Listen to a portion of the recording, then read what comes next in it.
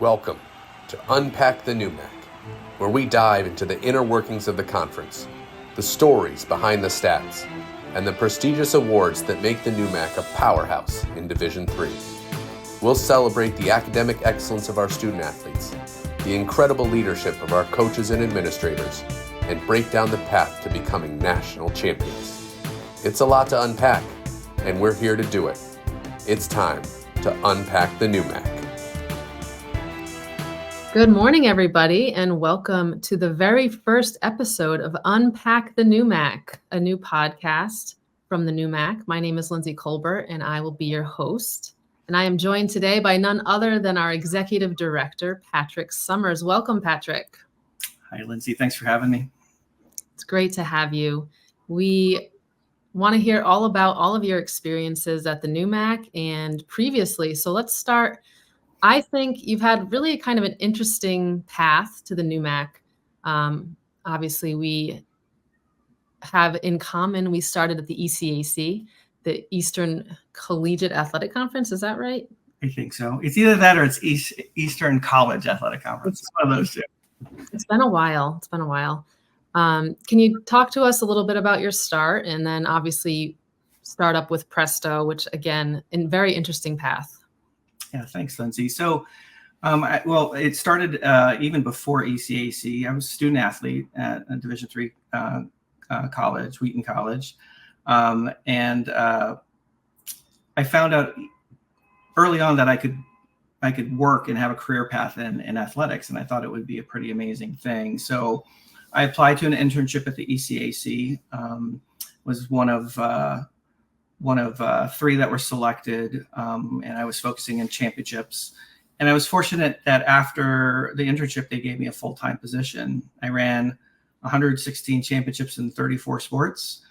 And then I transitioned to also overseeing the information technology, some things around officiating. And it just kept on, my experience kept on growing there. We created, while I was at the ECAC, an online officiating system and an online payment system, the first ever of its kind. I know there's several out there now, but it was a innovative concept, and one of the things that I share most of the time about it is we saved over $50,000 in postage in the first year after we implemented the assignment system. And that kind of led the way to Presto. There was a need in Division II and Division III for websites. That's kind of hard to think about back in 2000. It wasn't commonplace, or it was more static information. And we wanted to make sure Division II and Division III institutions and conferences were able to brand their programs and promote their student athletes the same way Division I could and did, but a price point that was more affordable for those institutions and conferences. It was a great 8 years. I was 8 years at ECAC, and then I was 8 years at Presto. It was a very fast-moving time at Presto. The technology field moves so fast, and you have to be ready to change and adjust as quickly as possible to meet the demands. We grew from a few beta customers to over 300 before I left. And we started bringing in Division I institutions and conferences as well, which was a pretty big thing for us at that time. I miss the student athletes. I miss the interaction daily. And honestly, the tech world is just, it's a tough grind. And I took about 16 months of consulting before I was hired as the second executive director at the NEWMAC. And I am now entering my 14th year. So it's been exciting. It's been a fun process, getting to where I am now, and definitely developed a very intriguing network and perspective.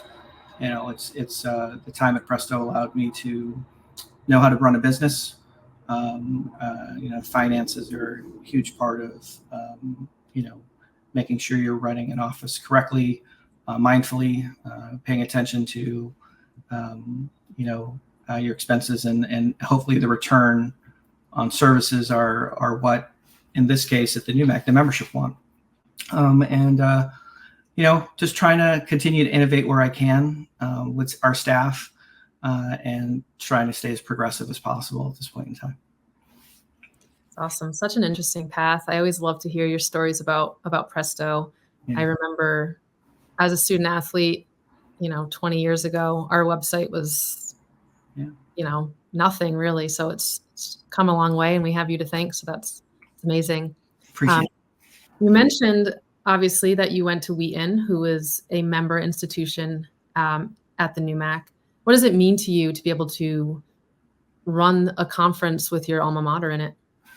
I'm super proud. I think it's one of those moments of reflection of, I think a lot of us in athletics would love to work at our alma mater. There's something that ties you back to your institution, that affinity. And Wheaton really gave me a foundation that made me who I am today. And this, Lindsay, my daughter's just moved in to Wheaton yesterday. So it's kind of a nice thing to see that legacy going on.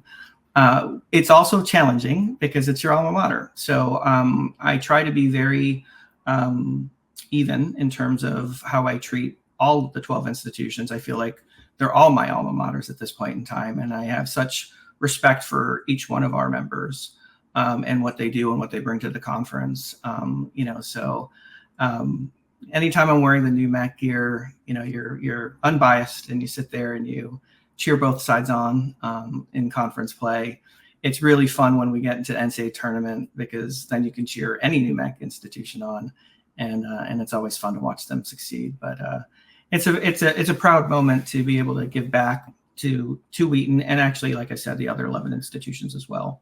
And it's fun to watch the program grow and all the programs grow from where I competed back in the 90s to where we are now. It's just such a amazing growth in the programs and the athletes, student athletes. Yeah, similarly, obviously, I went to Emerson, so I know how you feel. I have a closet full of Emerson gear that I can't wear very often, but it is nice to kind of feel like you're still a part of your alma mater. So that's great. So we're gonna ask you to walk us through a day in the life of the NEWMAC Executive Director. You wake up and I'm sure you just hit the road, right? What's your day like? It really depends on the schedule of priority. So today, obviously, I'm doing a podcast today. I have about 3 or 4 other Zoom conference calls for various committees that we are responsible for in governance. And then I touch base with staff on a regular basis. Sometimes maybe too much. You'd have to tell me, Lindsay, if we connect too much. But it's a lot of phone calls too. Servicing the membership can range from NCAA compliance and interpretation issues, medical hardship waivers, to updating people on what's happening with the NCAA. We have legal things that we have to focus on too. The things that are happening at the NCAA with their lawsuit litigation, things that are happening.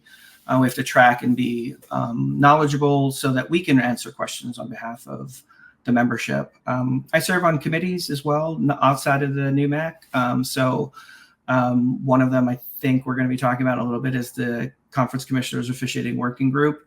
That's a 9-person committee that focuses on issues with that are in the collegiate officiating realm. So it really depends. I think on Thursday I'm traveling a little bit. Next week in Indianapolis for a couple days. So what I try to do is make sure that I'm flexible and available to the membership, so that anything pressing and urgent I can address right away. And then otherwise it's a schedule of events that we have that we've been working on since July 1 this summer, of knowing when our next big meetings are and preparing for those meetings, preparing for those the materials to present, and then getting educated on the most critical issues. Division III Management Council and President's Council met over the summer, and understanding where their critical focus is, so that I can somewhat educate and be intelligent about those issues with our membership. so that they can be apprised and up to date. Then there's the random phone calls that you take day to day, and you're happy to catch up with colleagues and networking with other conferences, not only in Division III, but I'm lucky to work with some Division II and Division I conferences on issues, and just trying to stay on top of things. So today's an easier day. I'm excited that we get to do this to start off the morning. But it's, who knows what's going to happen this afternoon, though. It kind of just kind of gets you. So suddenly you get these emails and you end up taking more phone calls or more Zoom meetings than you think you were going to. Yeah, your days are never as free as you think they are going to be. It's true. Very true. But I will say there's never too much communication, Patrick. Thanks, Lindsay. I never hear from you enough. I appreciate it. Those who know me know I'm a little bit sarcastic, but so you mentioned when you were speaking about your work in the national landscape, one of those being in the conference commissioners officiating working group, quite the name. Did you help co-found it? Were you asked to be a part of it? How did your involvement come to be? So the Division III Commissioners Association championed a project, possibly, I think it's about 6 to 7 years ago, to start doing some analysis on the state of collegiate officiating. And the data pointed to some significant challenges around sportsmanship, around recruiting, and the time it takes to go from not being an official to being a collegiate official. And we saw some significant numbers decreasing, the lack of people wanting to be involved in officiating. And I'll address a couple of those reasons in a little bit here. But it progressed where Division III couldn't do it alone, and shouldn't be doing it alone. This is an association-wide issue. And so we formed, I was one of 3 commissioners, Dan Butterly from the Big West and Chris Colvin from Conference Carolinas. Dan's D1 and Chris is D2. We put this working group together. And of course, any NCAA committee has to have a super long name, right? Like it can't be something super simple, but there's 3 Division I commissioners, 3 Division II commissioners, and 3 Division III commissioners on that working group. And it allows us to work directly with the NCAA. So they're a big part of this right now. They just released an officiating reform initiative through the partnership of RQ Plus or RefQuest. And they're immediately addressing one of the issues we had in our research, which was we didn't have a national database. So we didn't know how many collegiate officials we had per sport, per region, and those kind of things. So trying to address a critical issue around recruiting, we couldn't if we didn't have that data. And I'll say from the NCAA's perspective, Charlie Baker was on top of this within months of him taking the job as president at the NCAA, and understood that there needed to be resources allocated to this. And what we're finding is the sportsmanship issue, the treatment of officials, is probably one of the biggest barriers that we have to figure out. Officials are just being mistreated, whether it's conduct through coaches, fans mostly are the 2 areas of the surveys came back where the worst behaviors were coming from. It's making them not want to stay as an official, and then it's also putting in front of others that why would I do this if I'm just going to be mistreated on the field or on the court or wherever I might be. So we're trying to address these things. We're trying to be forward, putting this in front of people and making it a topic that we continually talk about. So the working group is working with the 3 Division I, II, and III commissioners associations respectively, and trying to bring the same issues to light, and trying to see what we can do to work together to make officiating a more attractive profession, again, to address the sportsmanship issues, to then also find a way to recruit better and make the pathway to become a collegiate official a faster one. I think the data 6 years ago was it took an average 8 years to become a collegiate official starting from scratch. And that's just a super long time. So we're looking at other programs like player to ref, trying to get student athletes who played and are graduated to consider the profession, because they're most likely, obviously, they know the game, they love the game for the most part, and then they're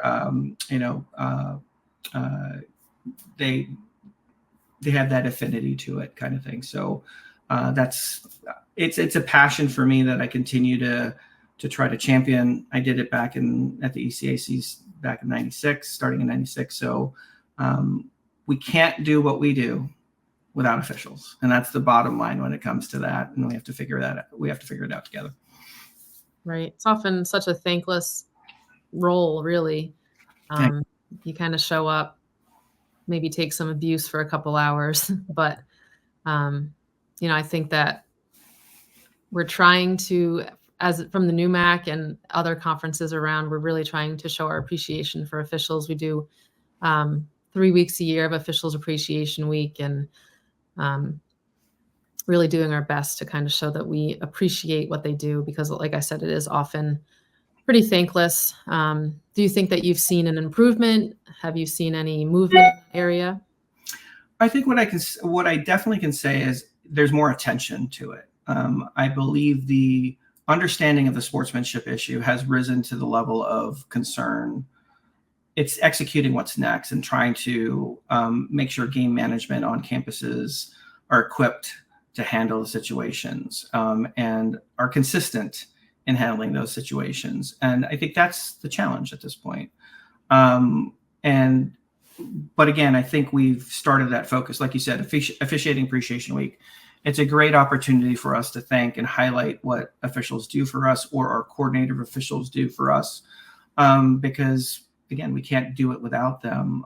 There's a lot more to do, but I'm glad we're where we are right now with this working group, with the NCAA seeing the importance and funding resources to assist conferences and officials, and then working with us to develop recruiting plans. So it's really our responsibility at the conference and at the institutional levels to address the behavior and what's acceptable, what's not acceptable. And we're very lucky in the NEWMAC. The integrity of our institutions, from the coaches, student athletes, administrators, presidents, it's just we're working on a no tolerance policy and trying to make sure when we roll that out, those expectations are understood, that we will not tolerate poor sportsmanship, regardless of who it's directed to. We just will not tolerate it. And I think that's necessary at this point. Right. That is one of the NEWMAC's upcoming initiatives. Will be unveiling our new sportsmanship initiative within maybe the next year or two. Another big initiative from the NEWMAC, obviously a big one, has been our partnership with Flow Sports, which, as a conference, we're excited about. I think it's going to allow us to, advance ourselves even more in maybe the improving our broadcasting and allowing us to kind of get ourselves out there a little bit more. Obviously, this wasn't an easy decision. Can you talk to us a little bit about how the partnership, how it kind of landed on your desk, and the decision making that went into it? Well, I'm very lucky that the first Division III conference that partnered with Flow, the Landmark Conference, their commissioner, Katie Bolovich, and I are good friends. And as that release came out and became public, I asked her if she could connect me with Flow Sports so that I could hear more about it and understand it even better from a direct perspective versus watching what Landmark was doing. And she did. And within, I guess, a couple of weeks of that first communication, we had an offer, for us to consider for media rights, which was the opportunity to have resources come to the conference and to the membership directly, doing something that all of our institutions were doing already, which was streaming, obviously there was going to be some enhancements in terms of the minimum standards of what we would need to do, was a great opportunity that I thought we should, as the president, should discuss and review. And so we spent about 6 months reviewing the proposal, discussing the pros and cons of going to a subscription-based streaming platform, and really analyzing the relationship that we would have with a media partner, Flow Sports. And what we learned was Flow Sports isn't just about putting content on their platform. It's about a partnership, and it's about them promoting us. It's about them lifting up our programs, promoting our student athletes, and doing original content with us. And hope to see some of that this year, in terms of them coming to our institutions and filming some things, like even a day in the life of one of our teams, which I think will be great to see. And the conversations moving forward, the hard part was we knew the demand, the expectation on the institutions would be difficult. It would be more necessary for our production, our streams, to be more professional. We have to insert certain branding for Flow Sports, certain commercials for Flow Sports, versus just having somebody working a camera, things like that. But what we try to do at the NEWMAC, in all the things that we do, is we want to be progressive. We want to be at the forefront, and especially around technology. I think it's critical to be in the forefront when it comes to technology. We have to implement sooner than later, or else you're behind. And when you're behind, it's extremely difficult to catch up. And I saw that in my time at Presto Sports, running a company and watching our competitors implement features that we didn't have, and understanding the impact on our clients and our resources and services we provided our institutions, and trying to be progressive in moving things forward. Real quickly, Presto was the first website development company for college athletics that had a network which connected information. So if MIT and Smith were playing, and they both were on Presto, it would update both of their websites. And if NEWMAC was on Presto as well, it would update the NEWMAC website. That concept, although is pretty commonplace now, wasn't in place 25 years ago. And the workload that was on, and the demand on the athletic communicators was significant when it was redundant updating and things like that. So the conversations we had with presidents, directors, and were, what's the implications of this? What would happen if we did? What happened if we didn't? Obviously there was concern, and you hear it based on the other institutions rolling this, or other conferences rolling this out now. There's a subscription base, so fans are going from something that they saw that they had access to for free to something that they would have to pay for. And what I think is important for everyone to understand is there is an actual cost for our institutions to produce the content that they're producing for free. And what we're able to do is give over 90% of the money that we're getting for the media rights back to the institutions to that production. And we're hoping it helps. We know it's not offsetting everything, but if we are streaming, if we are doing this on a regular basis, anything we can do to give resources back to the institution, I think, is critical. Anything we can do to stay ahead of the technology is critical. An opportunity to work with a company that's a partner, that's going to promote us, that makes it more than just a business transaction, is critical for us. They want to work with us to make their product better. They want to brand us to be better. It gives us more access. They had, I'm going to miss the number. The number of collegiate subscribers and viewers last year is amazing from Flow Sports. And if I can, I'll find the number before we're done today, Lindsay. But it's substantial. And to give our student athletes, their fans, their parents, the alumni, that kind of outreach to promote their accomplishments and those student athletes and the institution at that level, I think, is critical for us and important for us. Do you know the number? I can't remember the number from last year. Is it 30? No, I don't know numbers. Okay. I went to Emerson. It's just I'll try to find it. my brain doesn't work with numbers. Oh, good. Obviously, you mentioned Katie and the Landmark. Yeah. They have, obviously they paved the way. They were the first conference to sign that deal. I think Katie has done an amazing job kind of giving great reasons as to why it has been a positive move for Division III conferences. She's written some editorials, had some great quotes. And like I said, I think she's done an amazing job. I think once we released, we expected some negativity to come along with it. I think we also saw some overwhelmingly positive responses. But what would you say to those who are saying that this is against the Division III philosophy? Yeah, it's an interesting thing. I mean, I want to better understand why they think that is. Division III to me isn't a non-revenue division. Everyone needs resources in order to enhance what we do. And in many cases, you have to pay to be in person to watch games as well. I know not everybody does, but that's the same thing. But I think to me, it's a business model. It's a decision that we have to make in order to continue to sustain and in some cases enhance what we're doing.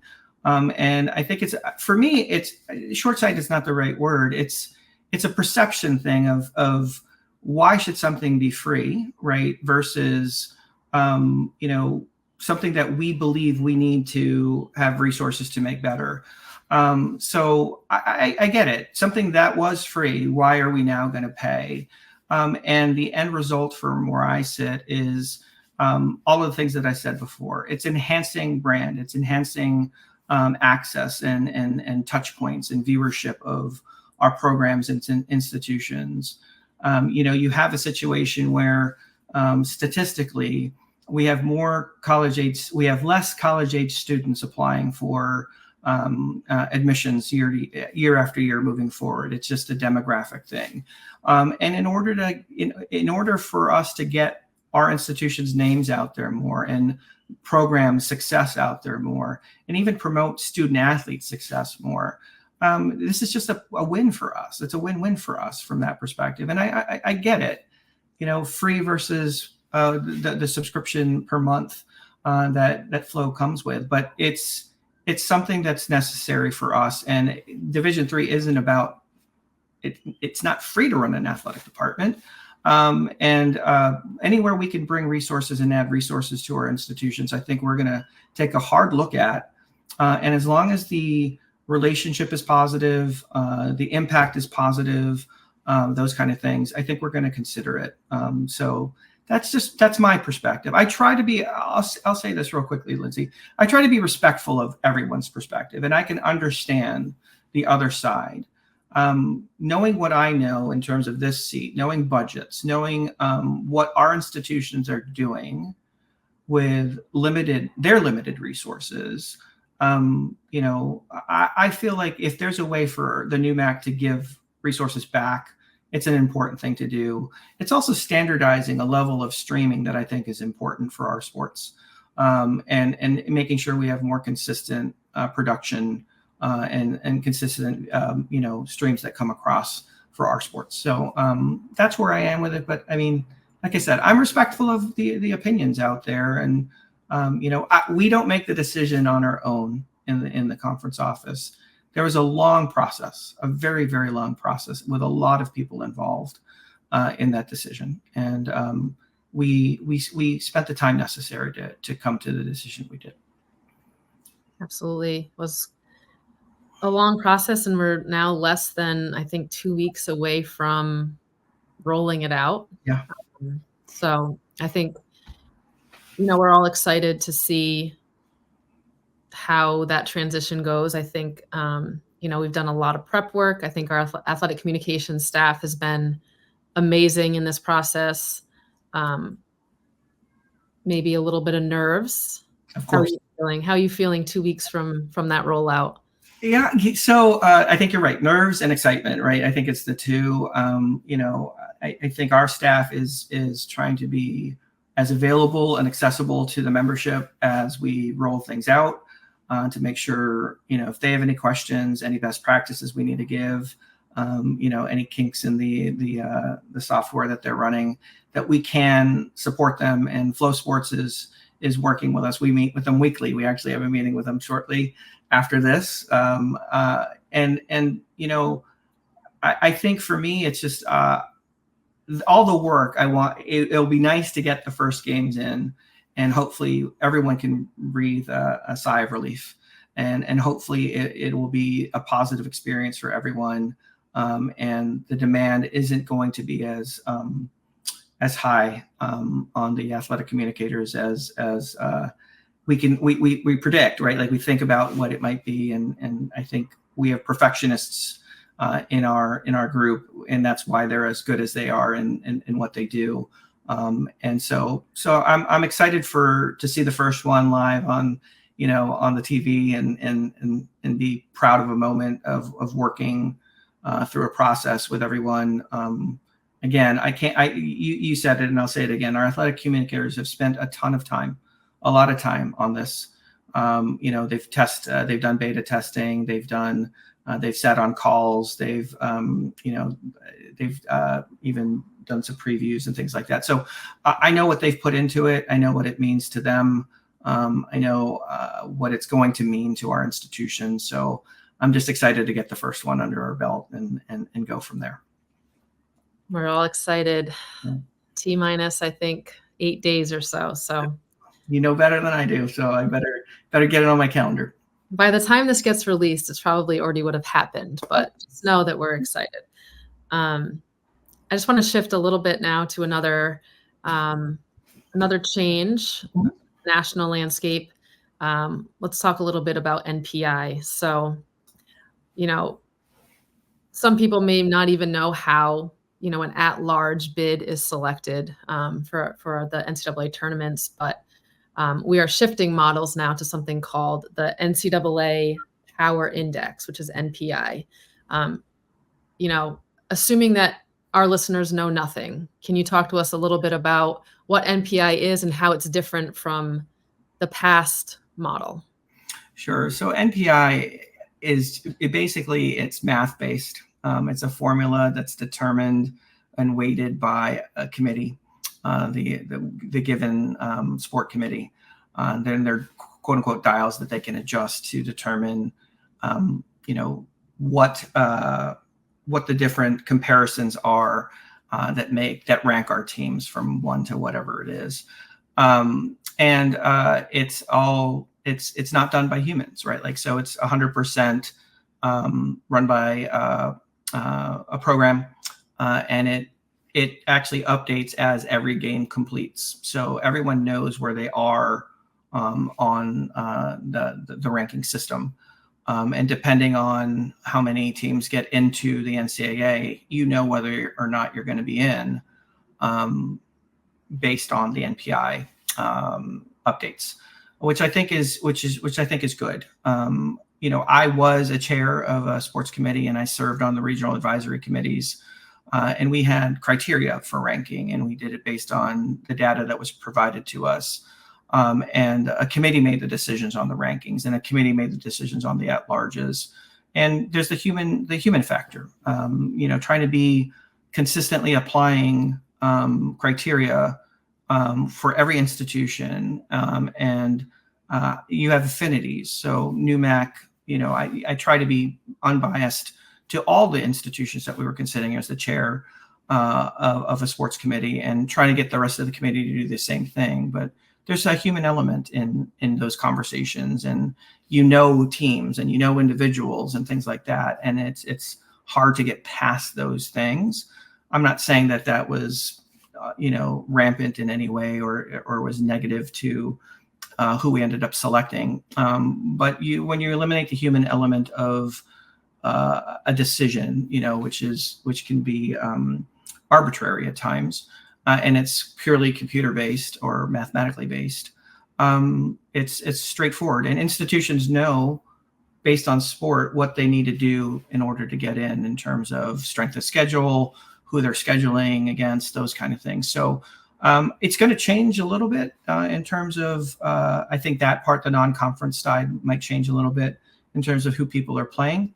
But I think the best part is, like I said, you're going to know after every game is played for a given sport where your team is ranked. And, we have the AQs, which are the conference, whoever the conference gives their AQ to, or whoever wins it. And then there'll be X amount of at-large bids afterwards, and those teams will be straightforward picked on whoever is ranked next on the NPI. So I'm excited to see it happen too. They're still going to have the sports committees there, and they're still going to review. They're still going to be bracketing. That's going to be the biggest part of their responsibilities. And at the end of every year, they're going to review the formula that they used. And I can't remember off the top of my head how often they can make adjustments. It won't be annually, but they're going to review and make decisions if they think it's for the best of the sport to weight something higher than another. So again, I hope, there's some stories of some selection committees going 4+ hours, 8 hours, going to the next day based on conversations. And at least for this, who's in, and you focus on bracketing. You focus on the best possible tournament you can put together, and even in NCAA champs are modifying some rules so conference members aren't playing each other in the first round, and that they have a little bit more flexibility in flying institutions. So you're having some different matchups, which I think will make our tournament more exciting, and it might even hold our seeds, right? Like, so our higher seeds aren't seeing each other in the quarterfinals versus the semis and the championships, that kind of thing. So, right. So this has been tested pretty extensively, and not a quick decision. And like you said, it takes away some of that subjectivity. So why do you think there's been so much kind of pushback on it? What do you think that hesitancy is from? Yeah, I think it's the change is hard in general, right? I think taking away the human element, right? You're trusting a formula to be empirically correct. And I think that's tough, where people believe that conversation is necessary to pick the right teams. And again, respectful of opinions on this one. I would love to see resources of our committees, our national committees, focused on the championship, enhancing the championship, enhancing the brackets, doing the best we can for those things, and allowing the teams that are in it already to be determined based on this NPI. I think that's great. So having served, like I said, having served on the committees, I get it. It's a process of, you're proud to be on the committee. You feel like you are serving the membership, and you're doing your job to advocate for your conference, your region, whatever it might be. You said it earlier about yourself. If you don't understand math, this is a tough one, right? Like, if you don't trust the formula to be right every time, it's a tough one. But it's been tested. Division I hockey, Division III hockey has been using it for a very long time. And the championship staff, I think they did some past years numbers to show the committees what it would look like if NPI was run in last year's championships and things like that. So they had an opportunity to look at those as well. So, but overall, I think we're going to see what happens this year, right? And I think 5 years down the road, it's not going to be an issue. It might even be next year it won't be an issue. But at some point in time, NPI will be what our selection process is. And I think getting to that is always a hurdle, similar to flow sports. Like, we're doing something new.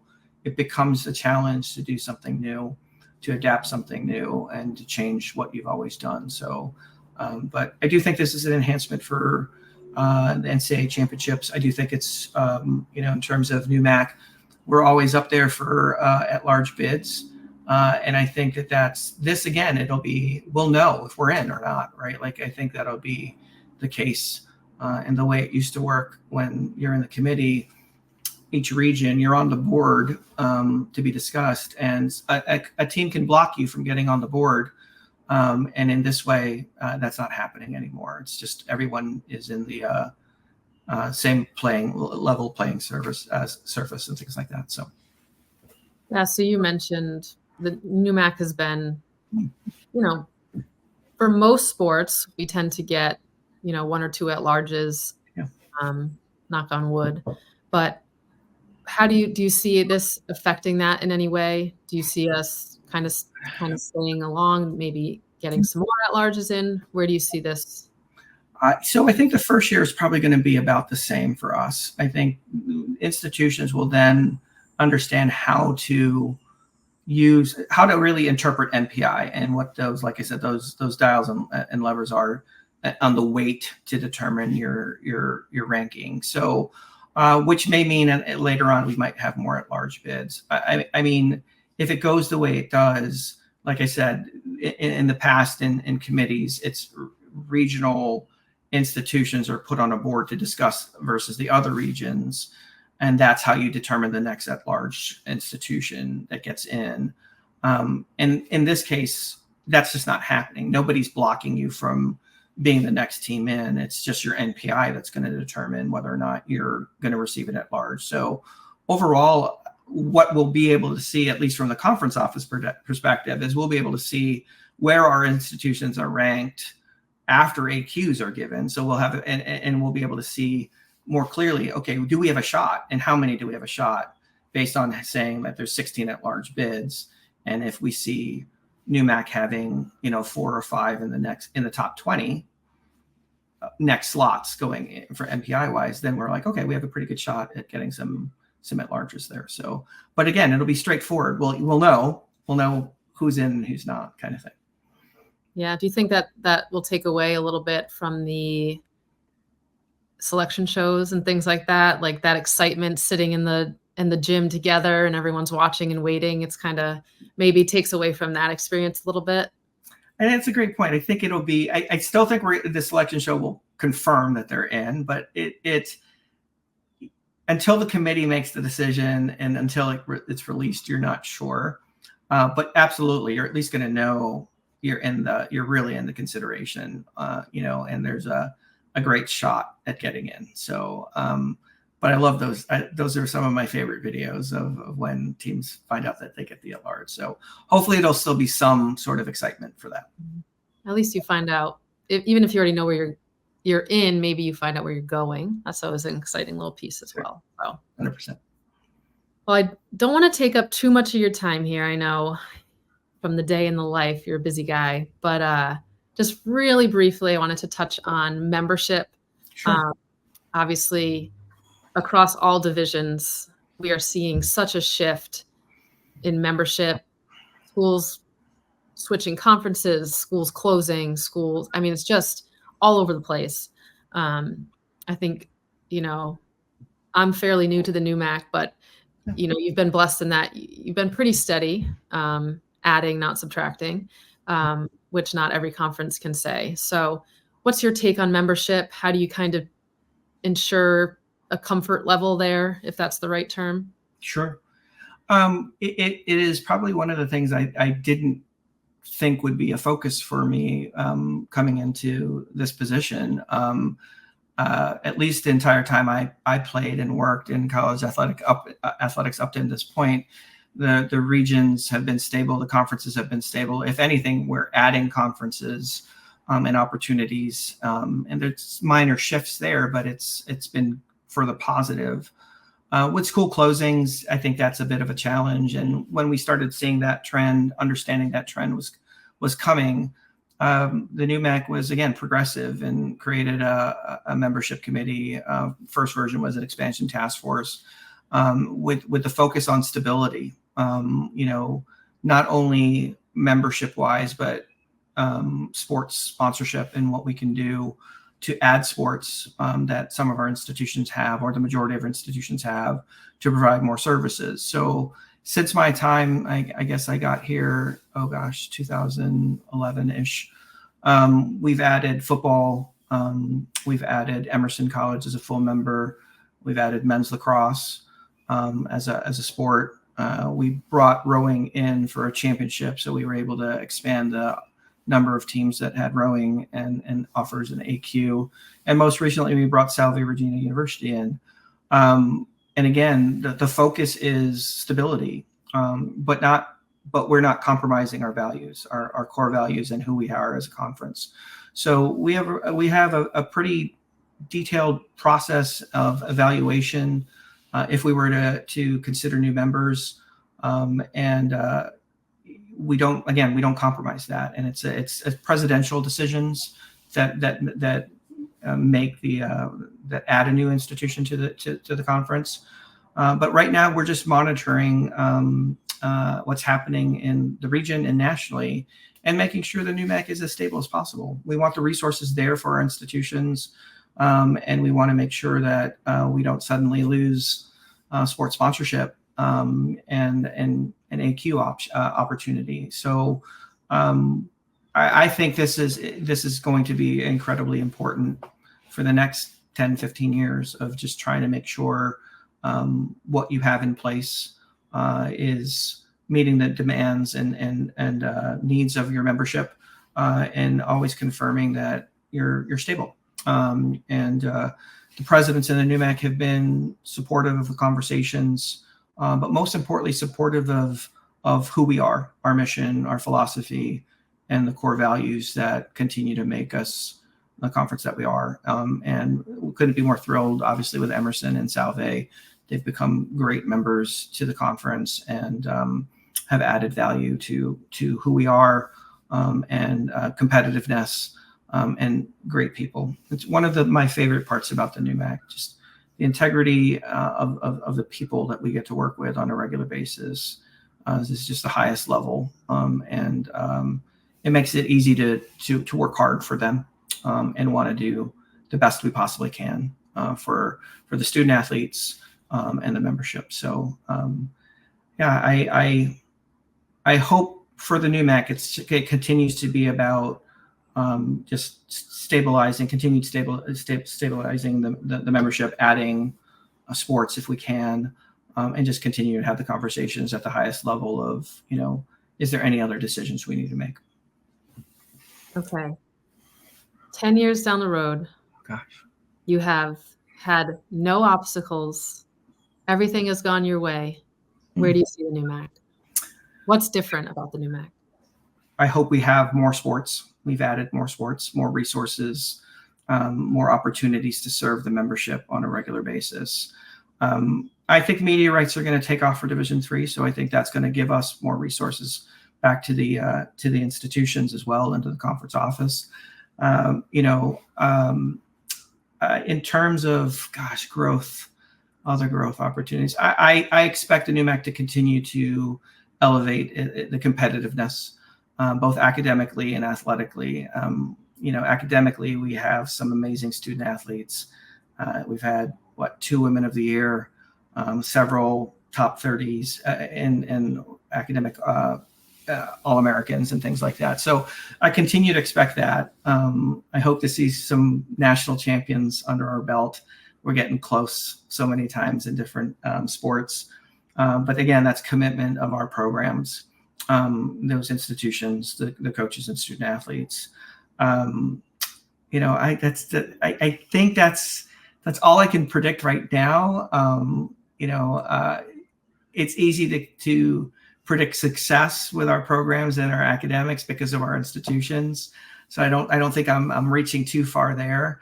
I do hope that we're adding services, and whether, like I said, if it's sports, adding additional sports, any other kind of services we can provide the institutions, I think we have to consider in becoming more full service as a conference. I'm hoping, this isn't directly to NEWMAC, but I'm hoping the officiating concerns are starting to rectify, or are rectified, and we're having a better place there. And we're not seeing the recruiting issues and the sportsmanship issues that we're seeing today. I hope to continue to grow the conference office staff. I don't think many people know most Division III conferences are 2 people possibly 3. NEWMAC's lucky we just added our 4th this summer.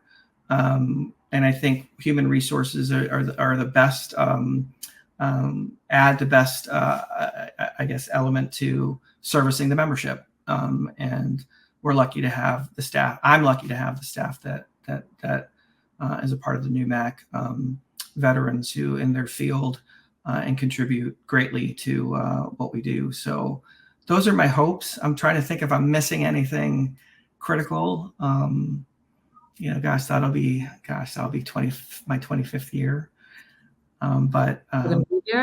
Yeah, that's a great question. I hope to. I mean, I'm loving what I'm doing. And as long as I am productive and I meet the needs of the membership, and I'd love to be here still. So I can't envision myself anywhere else at any other Division III conference. So, and I'm, again, very thankful that the presidents and the directors have that kind of faith in me. So. Well, I have to say, you are very lucky to have us, but we're also lucky to have you. And I've taken up way too much of your time, but I want to thank you so much for being our guinea pig. First episode of Unpack the NEWMAC. Thank you so much for your time. It was great chatting with you as always. So we thank you, and we hope everyone enjoyed listening and gained some wisdom from Patrick. He has a lot of it. We could have probably sat here for another 2 hours. I'm sure you would have loved that, Patrick. But again, thank you. And we hope you tune in next time to Unpack the NEWMAC. Thanks, Lindsay.